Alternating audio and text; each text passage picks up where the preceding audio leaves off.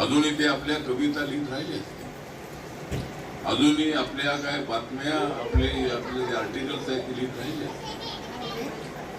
अनेक लोकांना ते मदत करत राहिले असते. माणसाचं जे जीवन आहे ते जीवन आणि मृत्यू एक मृत्यू आहे. जन्माला आलेल्या माणसाला शेवटी फिरून त्या ठिकाणी मृत्यूकडे जावंच लागतं.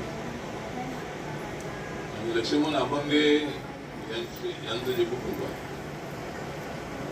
यांच्या कुटुंबावर तर दुःखाचा डोंगर कोसळलेला आहे. आंबेडकरी चळवळीमधल्या प्रत्येक कार्यकर्त्याच्या मनावर दुःखाचं सावट आहे. रिपब्लिकन पक्षाशी त्यांचा अत्यंत जवळचा संबंध होता.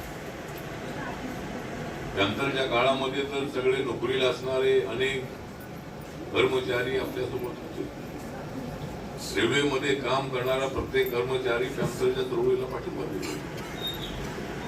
गावागावामध्ये होणारा दलितांवरचा जो अत्याचार आहे तो थांबवण्यासाठी धावत जाणाऱ्या पॅन्थर्सना पाठिंबा देणारी छोटी शक्ती आपल्या महाराष्ट्रात आणि देशात होती. पॅन्थर सारखा एक जबरदस्त अशा पद्धतीचा आगडो या महाराष्ट्रामध्ये दलित अत्याचाराच्या विरोधामध्ये उभा होता. रिपब्लिकन ऐक्याच्या वेळेला पॅन्थर बरखास्त करावी लागली आणि रिपब्लिकन म्हणून आम्ही सगळेजण काम करतो. जरी आमच्यामध्ये गट तट असली, बाबासाहेब आंबेडकरांच्या विचाराशी एकनिष्ठता ठेवणार आम्ही सगळे लोक आहोत. बाबासाहेब आंबेडकरांचा अपमान अजिबात सहन करणार नाही भूमिका घेणारे आम्ही लोक आहोत. पॉलिटिकल कुठे इकडे तिकडे आपले अलायन्स असतील, पण बाबासाहेब आंबेडकरांच्या विचारसरणीची कसली तडजोड अजिबात नाही. बाबासाहेब आंबेडकरांचं संविधान आहे म्हणून हा देश आहे. जर या देशाचं संविधान बाबासाहेबांनी लिहिलं नसतं तर देशाचे तुकडे होऊ शकले असते. उद्या भारत आणि पाकिस्तान अशा पद्धतीची फाळणी झाली, पण बाबासाहेबांनी असं संविधान बनवलेलं आहे की हा देश कोणाला तोडता येणार नाही. अखंड भारताची संकल्पना बाबासाहेबांनी मांडलेली आहे. वैचारिक मतभेद असले तरी आम्ही सगळे भारतीय आहोत आणि प्रत्येकाला न्याय देण्याची भूमिका आपल्या सगळ्यांची असली पाहिजे. आणि हीच लक्ष्मण अभंगे यांची भूमिका होती. अनेक वेळेला त्यांचे मला फोन येत होते. त्यांच्या 3 मुली आहेत, त्यांचा मुलगा आहे आणि त्यांचं कुटुंब आहे. तर या कुटुंबाच्या दुःखामध्ये सामील होण्यासाठी आपण सगळेजण आमचे मोठ्या आयाबाया आहेत, कार्यकर्ते आहेत, मित्र आहेत, अनेक मान्यवर या ठिकाणी आलेले आहेत आणि लक्ष्मण अभंगे यांना आदरांजली अर्पण करण्यासाठी मला या ठिकाणी बोलबोल गावामध्ये यावं लागलं आणि त्याच्याबद्दल मला प्रचंड आदर होता. माझ्याबद्दल त्यांच्या मनामध्ये प्रचंड आदर होता. केंद्राच्या मंत्रिमंडळामध्ये जाण्याची संधी मला आपल्या सगळ्यांना मिळाली. आपण सगळेजण माझ्या पाठीत उभे राहिला म्हणून ते मला संधी मिळाली.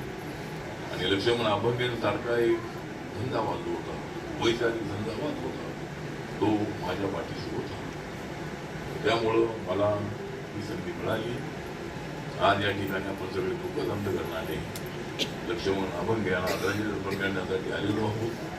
त्यांना आदरांजली आपण अर्पण करायची आहेच आहे, त्याच्या आठवणी मात्र आपल्याला जीवन ठेवायची आहेत.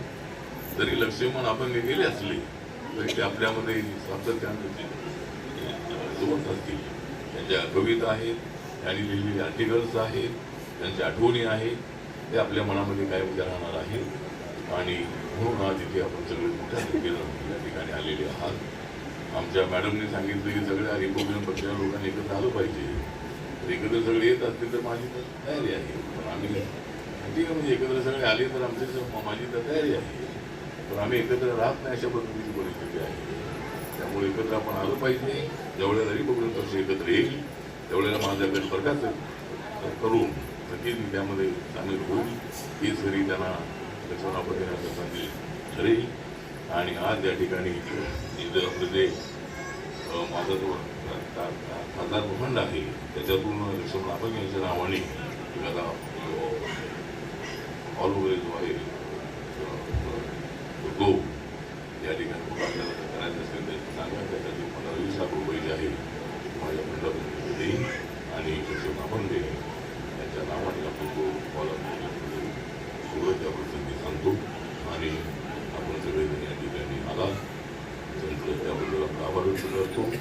आणि लक्ष्मण आपण त्यांच्या कुटुंबाच्या दुःखामध्ये मी आणि माझा रिपोर्ट सामील आहे.